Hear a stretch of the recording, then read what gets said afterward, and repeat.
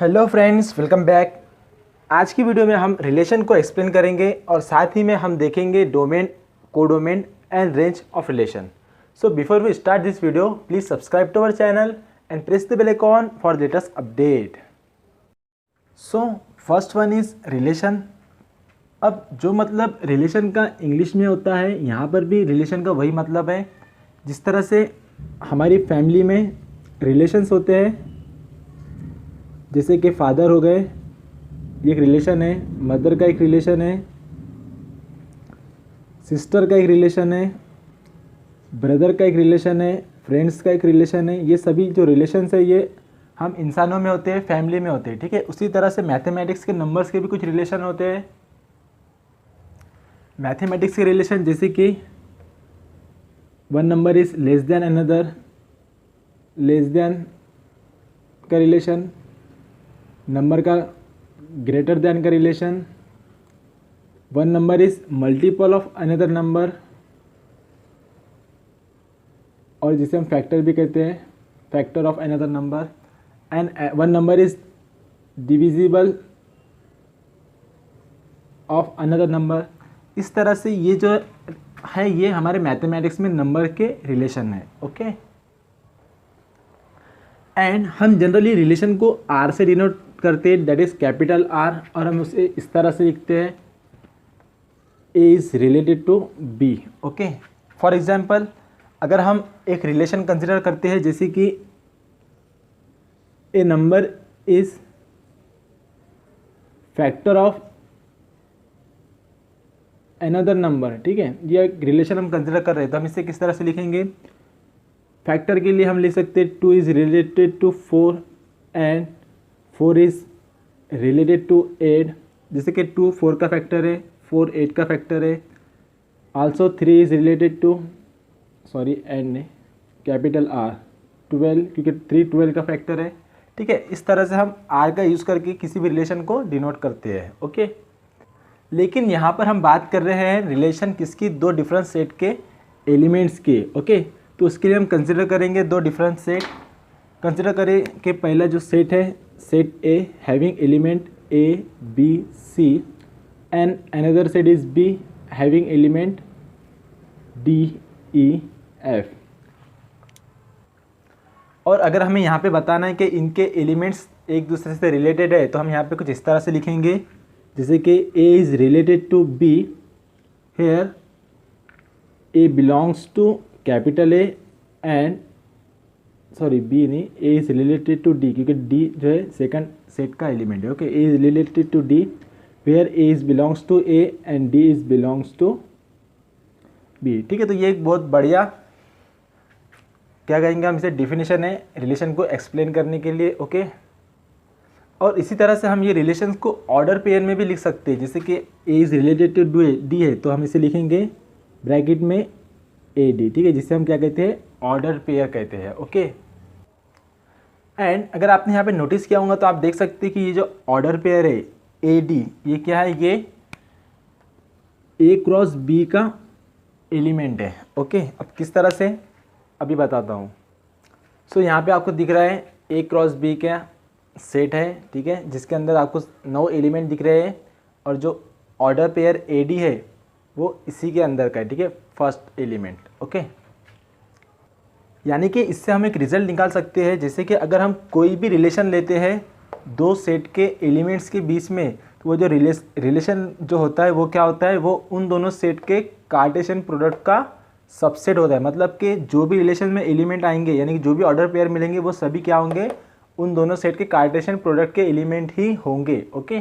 तो इसलिए हम कह सकते हैं कि अगर हम कोई भी दो सेट के बीच का रिलेशन लेते हैं, तो वो जो रिलेशन होगा वो क्या होगा, वो दोनों सेट के कार्टेशियन प्रोडक्ट का सबसेट होगा, ओके। ये पॉइंट बहुत ही इंपॉर्टेंट है, इसे ध्यान में रखना। अब हम इसे और भी अच्छी तरह से समझने के लिए एक एग्जाम्पल देखते हैं। तो इस एग्जाम्पल में हमारे पास दो सेट है, एक सेट ए है और एक सेट बी है। सेट ए में एलिमेंट है 2 3 4 एंड सेट बी में एलिमेंट है 6 7 एंड 8। तो यहाँ पे जो रिलेशन है, रिलेशन का गिवन है a number is factor of another number, ठीक है। यानी कि अ नंबर यानी कि नंबर जो है सेट ए में का नंबर, ठीक है, फैक्टर होना चाहिए अनदर नंबर यानी कि सेट बी में का नंबर, ठीक है। तो यहाँ पे मैंने इन दोनों का कार्टेशियन प्रोडक्ट भी निकाल के रखा हूँ, बस समझने के लिए। ओके, अब जैसे कि मैंने आपको बताया था कि हम जो रिलेशन है उसे हम ऑर्डर पेयर में भी लिख सकते हैं, मतलब कि उसका एक रिलेशन का सेट भी हम फॉर्म कर सकते हैं। यानी कि हम यहाँ पे क्या करेंगे, एक सेट फॉर्म करेंगे आर, यानी कि जो कि रिलेशन को डिनोट कर रहा है, और उसके अंदर जो भी रिलेशन को सेटिस्फाई करते हैं एलिमेंट, वो सभी एलिमेंट के ऑर्डर पेयर इस सेट में हम यहाँ पे लिखेंगे, जो कि सेट क्या है, रिलेशन है, फैक्टर वाला रिलेशन है। ओके, अब फैक्टर क्या है यहाँ पे, A number is factor of another number, यानी कि जो सेट बी है वो किसी इन सेट ए के मल्टीपल में आना चाहिए। ओके, जैसे कि 2 3 6 होता है तो इसका एक पेयर बन जाएगा 2 and 6, ठीक है। उसी तरह से 2 4 8 होता है तो 2 का 8 के साथ भी एक पेयर बन जाएगा। देन 3 की बात करें तो 3 2 6 होता है तो 3 6 का भी एक पेयर बन जाएगा।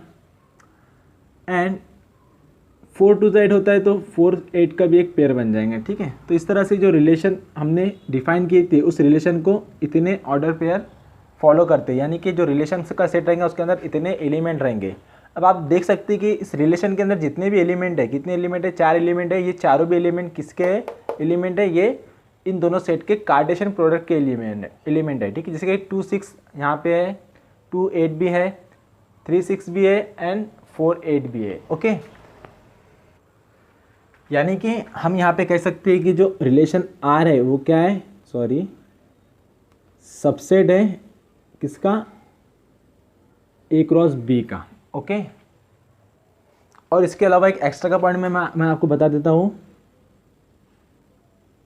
क्या है, अगर के एक्स्ट्रा का पॉइंट क्या है, अगर कोई भी एक सबसेट ले लिए हम, ठीक है, सबसेट किसका, कार्टेशियन प्रोडक्ट का, जिसके अंदर कुछ एलिमेंट होंगे, जैसे कि हम ले लेते हैं 2 7 2 8 3 7, ठीक है। अब ये जो है कोई रिलेशन नहीं है, बस ये क्या है, सबसेट है, कार्टेशियन प्रोडक्ट का सबसेट है। ओके, तो इसका मतलब क्या है, ये जो सबसेट है इसके अंदर जो भी एलिमेंट्स है ना वो ऑर्डर पेयर है, जो वो क्या है, वो एक पर्टिकुलर रिलेशन में होंगे, ठीक है। तो इससे हम क्या कह सकते हैं, इससे हम ये कंक्लूड कर सकते हैं कि कोई भी अगर रिलेशन है, ठीक है, तो वो क्या होगा, वो कार्टेशियन प्रोडक्ट का सबसेट होगा। और अगर कोई भी कार्टेशियन प्रोडक्ट का सबसेट है तो वो क्या होगा, वो एक पर्टिकुलर रिलेशन में होगा, ठीक है। तो ये बात आपको ध्यान में रखना है। देन इसी के बाद में एक और पॉइंट है, क्या है वो, बाइनरी रिलेशन, ठीक है। अब जो बाइनरी रिलेशन है ना वो सेम इसी तरह से, उसके अंदर कोई चेंजेस नहीं है, बट डिफरेंस क्या है, ये जो रिलेशन है ये ऑपरेट हो रहा है दो डिफरेंट सेट के एलिमेंट के बीच में, ठीक है। तो ये एक नॉर्मल रिलेशन है। अगर हम कोई रिलेशन ऑपरेट कर रहे हैं एक ही सेट के एलिमेंट के अंदर, जैसे कि सेट ए को हम रिलेशन कर रहे हैं उसी सेट के एलिमेंट से, तो वो कहलाएगा बाइनरी ऑपरेशन। या तो हम उसे इजीली इस तरह से भी कह सकते हैं,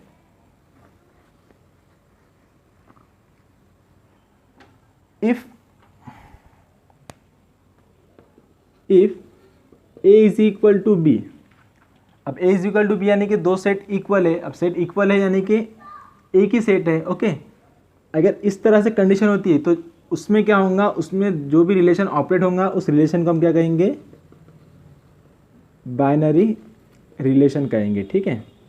ये बात को ध्यान में रखना। देन अब इसके बाद हम देखेंगे domain, codomain and range of relation. ये काफ़ी इंपॉर्टेंट है, जो कि आपको आगे जो चैप्टर है फंक्शन, उसमें आपको सबसे पहले यही देखना पड़ेगा। ओके, सो यहाँ पे हमारे पास एक एग्जाम्पल है जिसका यूज़ करके हम देखेंगे कि कोडोमेन, डोमेन और रेंज ऑफ रिलेशन क्या होता है। ओके, तो जैसे कि यहाँ पे आपको दिख रहा है दो सेट है, set A having element 1 2 3 and set B having element 4 5 and 6। अब यहाँ पे एक हमने रिलेशन डिफाइन किया है, A is related to B where A is belong to A and B is belong to B.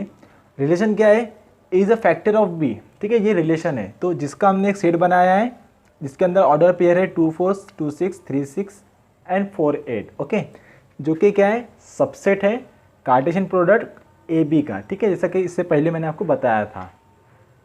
अब यहाँ पे डोमेन की जो स्टैंडर्ड डेफिनेशन वो कुछ इस तरह से, the set of all first component of order pair in a relation.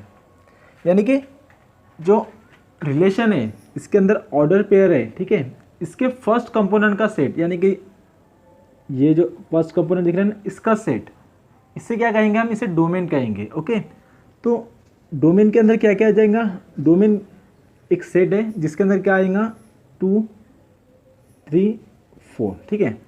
और ध्यान में रखना जो डोमेन है वो हमेशा सबसेट होगा किसका, गिवन सेट ए का, यानी कि जो पहले हमें सेट गिवन रहेगा ए इज रिलेटेड टू बी हम लेंगे, यहाँ पे जो डेफिनेशन है ये जो सेट गिवन है डेफिनेशन में उसका सबसेट रहेगा डोमेन। ओके, ये ध्यान में रखना, या तो वो खुद सब वो पूरा सेट होगा, प्रॉपर सबसेट होगा, या फिर सबसेट होगा। ओके, ये बात ध्यान में रखना। ओके, देन उसके बाद में आता है रेंज ऑफ रिलेशन, ठीक है। डोमेन को हम कुछ इस तरह से लिख सकते हैं सेट बिल्डर फॉर्म में, कंटेन एलिमेंट ए किसका, ऑर्डर पेयर ए बी का, जो कि क्या है रिलेशन के सेट के अंदर का है। ओके, उसी तरह से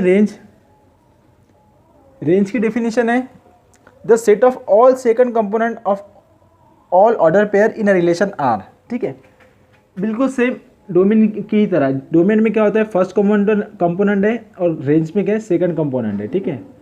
B such that order pair A B belongs to any relation R. Okay, तो अब यहाँ पे क्या कह सकते हैं कि हम जो रेंज है वो रेंज क्या है, वो सबसेट होगा किसका, जो रिलेशन हमने डिफाइन किया है उसके अंदर जो सेकंड सेट है उसका, यानी कि यहाँ पे हम कह सकते हैं सबसेट है बी का। अब यहाँ पे हम देख लो, या तो ये प्रॉपर सबसेट होगा रेंज, या तो फिर उसका से दूसरे सेट का सबसेट होगा। ओके, ये बात कर लिए होंगे हमने रेंज के लिए। Then third one is codomain. अब कोडोमेन क्या है, कोडोमेन की जो डेफिनेशन है कुछ इस तरह से है, if R is a relation from A to B, जैसे कि हमने यहाँ पे डिफाइन किया है R is a relation of A to B set, यानी कि जो ए है वो सेट ए का एलिमेंट है और जो स्मॉल बी है वो सेट बी का एलिमेंट है, ठीक है। सेम इसी तरह से then B is called the codomain of relation R, यानी कि जो सेट बी है वो डायरेक्ट क्या है, वो कोडोमेन है, यानी कि हम लिख सकते हैं जो कोडोमेन रहेगा वो हमारा रिलेशन का जो सेकंड सेट के एलिमेंट्स रहेंगे ना, वो सेकंड सेट रहेगा हमारा कोडोमेन। अब ये बात ध्यान में रखना कि जो कोडोमेन है वो पूरा का पूरा सेकंड सेट जो भी देखे रहेंगे रिलेशन में वो होगा, लेकिन जो डोमेन है, डोमेन क्या है, फर्स्ट सेट का सबसेट होगा, फर्स्ट सेट हो भी सकता है यानी कि प्रॉपर सबसेट हो सकता है, और सबसेट तो रहेगा ही रहेगा, लेकिन जो कोडोमेन है वो पूरा का पूरा सेकंड सेट ही रहेगा जो कि कोडोमेन रहेगा। ओके, और जो रेंज है वो क्या होगा, कोडोमेन का सबसेट होगा, ठीक है। अब यहाँ पे ध्यान में रखना जो रेंज है वो कोडोमेन का सबसेट होगा, प्रॉपर सेट भी हो सकता है, हमेशा नहीं रहेगा, ज़रूरी नहीं है, हो सकता है। और जो पूरा का पूरा सेकंड सेट है वो क्या होगा, वो हमारा कोडोमेन कहलाएगा। ओके, लास्ट में हम जितना भी देखे हैं उसके अंदर कुछ इंपॉर्टेंट पॉइंट निकल के आते हैं, वो कौन से पॉइंट है वो हम यहाँ पे देख लेंगे।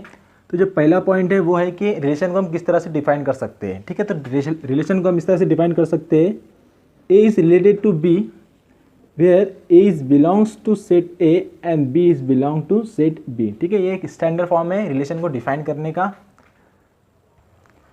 दूसरी पॉइंट ये है कि जो रिलेशन है, relation is a set, relation क्या है, एक सेट है, ठीक है, जिसके अंदर के एलिमेंट्स को हम ऑर्डर पेयर में भी लिख सकते हैं कुछ इस तरह से। ओके, ये दूसरा पॉइंट है। देन तीसरा पॉइंट ये है कि कोई भी रिलेशन ले लो आप, जो भी रिलेशन रहेगा वो क्या होगा, वो सबसेट होगा उन दोनों सेट के कार्टेशियन प्रोडक्ट का। ओके, ये एक पॉइंट है। देन उसके बाद अगर आपके पास कोई भी सबसेट है, किसका, कोई भी ऐसी सबसेट है दो सेट के कार्टेशियन प्रोडक्ट का, ठीक है, तो इस जो सेट है, ये जो सेट है वो सेट कोई ना कोई रिलेशन में होगा, ठीक है। उस सेट के जो भी ऑर्डर पेयर होंगे वो कोई ना कोई रिलेशन में होंगे, ठीक है। तो आप इस तरह से भी कह सकते हो कि जो सबसेट और रिलेशन है वो एक दूसरे से इफ़ एंड ओनली इफ़ के रिलेशन में है। ओके, अगर कोई सबसेट होगा कार्टेशियन प्रोडक्ट का तो उसके ऑर्डर पेयर में कुछ ना कुछ रिलेशन होगा, अगर कोई रिलेशन है तो वो मस्ट क्या होगा, वो सबसेट होगा कार्टेशियन प्रोडक्ट का उन्हीं दो सेट का। Okay, next one is domain. Domain क्या है, डोमेन जो है वो रिलेशन के सेट के अंदर के उन सभी कंपोनेंट का एक सेट है जो कि ऑर्डर पेयर में पहले आता है, ठीक है। जैसे कि हम लिख सकते हैं domain is a set containing element A such that A B belongs to relation R. उसी तरह से सेम डेफिनेशन है रेंज ऑफ रिलेशन की, जिसके अंदर एलिमेंट होता है ऑर्डर पेयर का second component B such that AB is the order pair belongs to any relation, and third one is codomain. Codomain क्या होता है? कोडोमेन हमारे रिलेशन में का जो सेकंड हम एलिमेंट लेते हैं रिलेशन के अंदर, उस एलिमेंट के सेट को हम कहते हैं कोडोमेन। डायरेक्टली हम कह सकते हैं कोडोमेन यहाँ पे क्या है? सेट बी है। और एक बात हमेशा ध्यान में रखना, जो रेंज है वो क्या होगा? वो सबसेट होगा कोडोमेन का, यानी कि सेट बी का। ओके, तो ये कुछ इंपॉर्टेंट पॉइंट है जो कि आपको ध्यान में रखना है। आई होप आपको ये वीडियो पसंद आया होगा। अब आप यहाँ तक पहुँच ही चुके हो तो वीडियो को लाइक कीजिए, शेयर कीजिए, और जाने से पहले नीचे दिए हुए आइकॉन पे टच करके हमारे चैनल को सब्सक्राइब ज़रूर कीजिए। तो मिलते हैं नेक्स्ट वीडियो में। Thanks for watching.